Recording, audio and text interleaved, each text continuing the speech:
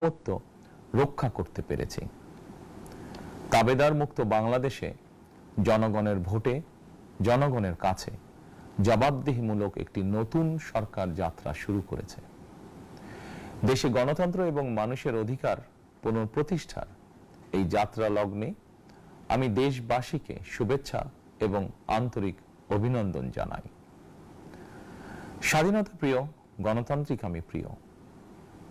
জনগণের কারণেই দেশে আবার মানুষের অধিকার, সম্মান এবং মর্যাদা পুনঃপ্রতিষ্ঠার সুযোগ সৃষ্টি হয়েছে। আমি দেশবাসীর উদ্দেশ্যে একটি বার্তা দিয়ে বলতে চাই, মুসলমান, হিন্দু, বৌদ্ধ, খ্রিস্টান তথা দল, মত, ধর্ম, বর্ণ নির্বিশেষে পাহাড়ে কিংবা সমতলে বসবাসকারী এই দেশ আমাদের সবার।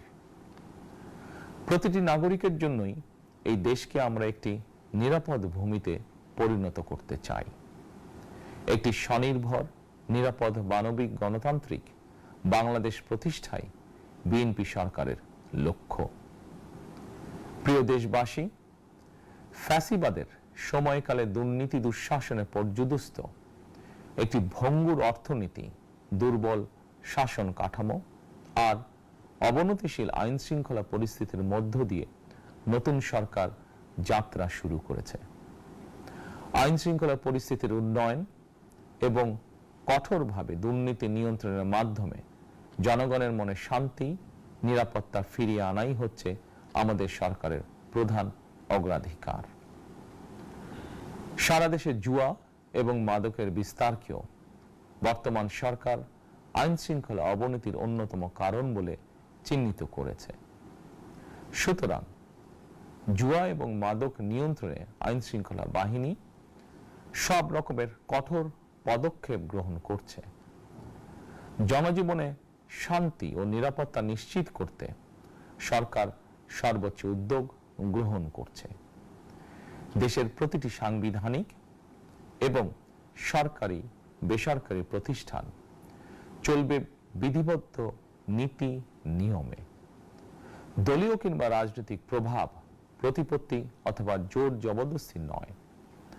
আইনের শাসনই হবে রাষ্ট্র পরিচালনার শেষ কথা। প্রিয় দেশবাসী, আগামীকাল থেকে সারা দেশে শুরু হতে যাচ্ছে পবিত্র মাহে রমাদান। আমি দেশবাসীকে পবিত্র মাহে রমাদানের শুভেচ্ছা জানাই। রমাদান আত্মশুদ্ধির মাস। আমরা যদি আত্মশুদ্ধি শব্দটির মর্মার্থ উপলব্ধি করি, তাহলে এই মাসে মানুষের ভোগান্তি বাড়ার কথা নয়। যদিও আমাদের অনেকের মধ্যেই এই মাসটিকে ঘিরে ব্যবসায় অধিক মুনাফা লাভের প্রবণতা লক্ষণীয়। আপনাদের প্রতি আমার বিনীত আহ্বান, রমাদানের পবিত্রতা রক্ষার্থে এই মাসটিকে আপনারা ব্যবসা মুনাফা লাভের মাস হিসাবে পরিগণিত করবেন না। দ্রব্যমূল্য যাতে সাধারণ মানুষের নাগালের বাইরে না যায়, এ ব্যাপারে ব্যবসায়ীরা দয়া করে সতর্ক থাকবেন। হাজারো প্রাণের বিনিময় একটি মাফিয়া সিন্ডিকেটের পতন ঘটিয়ে রাষ্ট্র এবং সরকারের জনগণের অধিকার প্রতিষ্ঠার অঙ্গীকার নিয়েই আমরা রাষ্ট্র পরিচালনার দায়িত্ব গ্রহণ করেছি। বিএনপি সরকার সকল ক্ষেত্রে অনাচার অনিয়মের সকল সিন্ডিকেট ভেঙে দিতে বদ্ধপরিকর ইনশাআল্লাহ। ক্ষুদ্র, মাঝারি কিংবা ছোট বড় সকল ব্যবসায়ীদের প্রতি বর্তমান সরকারের দৃষ্টিভঙ্গি সহজ এবং স্পষ্ট। বর্তমান সরকার ব্যবসায়ী এবং ক্রেতা সাধারণ উভয় স্বার্থ রক্ষা করে প্রয়োজনীয় পদক্ষেপ গ্রহণ করতে চায়। সুতরাং সরকারের পক্ষ থেকে কি ধরনের উদ্যোগ গ্রহণ করলে বাজার পরিস্থিতি নিয়ন্ত্রণে থাকবে কিংবা ক্রেতা বিক্রেতা উভয়েরই স্বার্থ রক্ষা হবে, এ ব্যাপারে আপনাদের যে কোনো ধরনের পরামর্শ কিংবা অভিযোগ শুনতে সরকার প্রস্তুত। ক্রেতা বিক্রেতা গ্রহীতা এই সরকার সকলেরই সরকার। এই সরকার আপনাদেরই সরকার। আপনারাই ভোটের মাধ্যমে এই সরকারকে রাষ্ট্র পরিচালনার দায়িত্ব দিয়েছেন। আপনারাই এই সরকারের শক্তি। প্রিয় দেশবাসী, পবিত্র রমাদান মাসে রোজাদারগণ বিশেষ করে ইফতার, তারাবি, সেহরি এই সময়গুলোতে নিরবিচ্ছিন্নভাবে গ্যাস, পানি ও বিদ্যুৎ সরবরাহ পেতে চান। এই বিষয়টি নিশ্চিত করতে এরই মধ্যে আমি সংশ্লিষ্ট কর্তৃপক্ষকে নির্দেশনা দিয়েছি। অপচয় রোধ করে কৃচ্ছ্রতা সাধন প্রতিটি মুসলমানের ঈমানি দায়িত্ব। অফিস আদালতে বিনা প্রয়োজনে কিংবা প্রয়োজনের অতিরিক্ত গ্যাস, বিদ্যুৎ, পানি খরচের ব্যাপারে সচেতনতা অবলম্বন করাও ইবাদতেরই অংশ বলেই আমি মনে করি।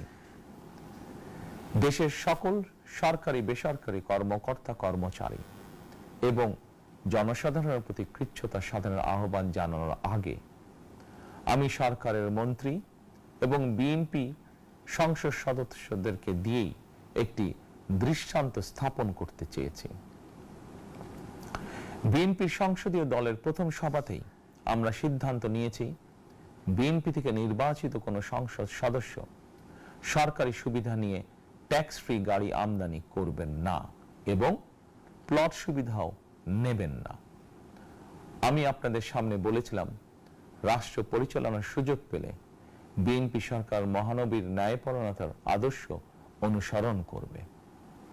আমি মনে করি বিএনপির সংসদীয় দলের এই সিদ্ধান্ত ন্যায়পরায়ণতার আদর্শেরই একটি অন্যতম প্রতিফলন। প্রিয় দেশবাসী, বিভাগীয় শহরগুলিতে বিশেষ করে রাজধানী ঢাকায় যানজট অত্যন্ত নিয়ন্ত্রণহীন। হাটে, মাঠে, ঘাটে, অফিস, আদালতে জনগণের ভোগান্তির শেষ নেই। জনজীবনের নানা ক্ষেত্রে জনদুর্ভোগ লাঘব করা না গেলে জনমনে স্বস্তিও ফিরবে না। রাজধানীতে জনসংখ্যার চাপ কমাতে বিকল্প ব্যবস্থা গ্রহণ করা জরুরি হয়ে পড়েছে। মানুষ তার নিজ জেলায় কিংবা নিজের বাসা বাড়িতে থেকেও যাতে সহজভাবে সঠিক সময়ে অফিস, আদালত, ব্যবসা বাণিজ্য করতে পারেন, সেই লক্ষ্যকে সামনে রেখেই সারা দেশে রেল যোগাযোগ ব্যবস্থা ঢেলে সাজানোর উদ্যোগ নেওয়া হচ্ছে।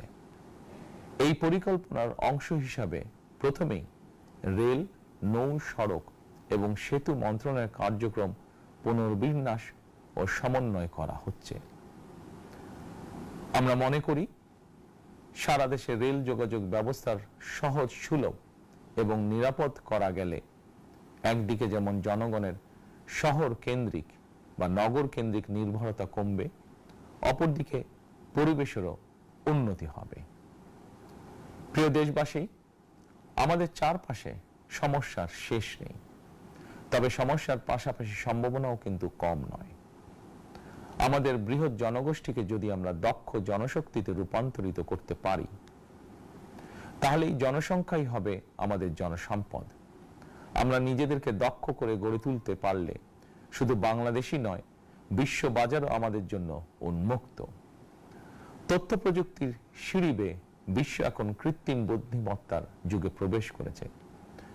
প্রযুক্তির এই প্রতিযোগিতামূলক বিশ্বে সম্মান এবং স্বচ্ছতার সঙ্গে টিকে থাকতে হলে আমাদেরকে কোনো না কোনো একটি বিষয় বা কাজে পারদর্শী হতে হবে। দেশের কোটি কোটি শিক্ষার্থী এবং তরুণ যুবশক্তির উদ্দেশ্যে বলতে চাই, মেধায়, জ্ঞানে, বিজ্ঞানে নিজেদেরকে যোগ্য করে গড়ে তোলার জন্য যত রকমের সহযোগিতা দেওয়া যায় সব রকমের সহযোগিতা দিতে বর্তমান সরকার প্রস্তুত। কর্মসংস্থান এবং কর্ম পরিবেশ নিশ্চিত করার সুনির্দিষ্ট অঙ্গীকার নিয়ে বর্তমান সরকার যাত্রা শুরু করেছে। প্রিয় দেশবাসী, দীর্ঘ 18 বছর পর দেশে ফিরে গত বছর 25শে ডিসেম্বর আমি বলেছিলাম, দেশ এবং জনগণের জন্য আই হ্যাভ এ প্ল্যান। 12ই ফেব্রুয়ারি জাতীয় নির্বাচনের আগে দেশের বিভিন্ন স্থানে ঘুরে আমার প্ল্যান, পরিকল্পনা অনেক কিছু আমি আপনাদের সামনে তুলে ধরেছিলাম। আপনারা স্বাধীনতার ঘোষকের প্রতিষ্ঠিত দল বিএনপিকে ভোট দিয়ে রাষ্ট্র পরিচালনার দায়িত্ব দিয়েছেন, সকল পরিকল্পনা বাস্তবায়নের সুযোগ দিয়েছেন। এখন এই সুযোগকে কাজে লাগিয়ে সকল অঙ্গীকার পূরণ করার দায়িত্ব বিএনপি সরকারের। আমরা আমাদের পরিকল্পনা এবং প্রতিশ্রুতি বাস্তবায়নের কাজ শুরু করে দিয়েছি ইনশাআল্লাহ। অঙ্গীকার পূরণের এই যাত্রা পথে আমরা ভবিষ্যতের দিনগুলোতেও আপনাদের অব্যাহত সমর্থন প্রত্যাশা করি। প্রিয় দেশবাসী, সরকার প্রধান হিসাবে আমি দেশবাসীর উদ্দেশ্যে একটি বিষয়ে প্রতি দৃষ্টি আকর্ষণ করে বলতে চাই। নবগঠিত সরকার গঠনের সুযোগ দিতে যারা বিএনপিকে ভোট দিয়েছেন কিংবা দেননি অথবা কাউকেই ভোট দেননি, এই সরকারের প্রতি আপনাদের সবার সমান অধিকার। বিএনপি সরকার বিশ্বাস করে দল মত ধর্ম দর্শন যার যার, রাষ্ট্র সবার। এই দেশে এই রাষ্ট্রে একজন বাংলাদেশী হিসাবে আপনার আমার আমাদের প্রতিটি বাংলাদেশী নাগরিকের অধিকার সমান। প্রিয় দেশবাসী, আল্লাহ আমাদের সবাইকে নিরাপদ এবং সুস্থ রাখুন। আল্লাহ আমাদের সকলকে ইতিবাচক পরিকল্পনাগুলো বাস্তবায়নের তৌফিক দিন। পবিত্র রমাদান মাস শুরুর শুভ লগ্নে আল্লাহর দরবারে এই নিবেদন রেখে আমার বক্তব্য শেষ করছি। আল্লাহ হাফেজ। বাংলাদেশ জিন্দাবাদ।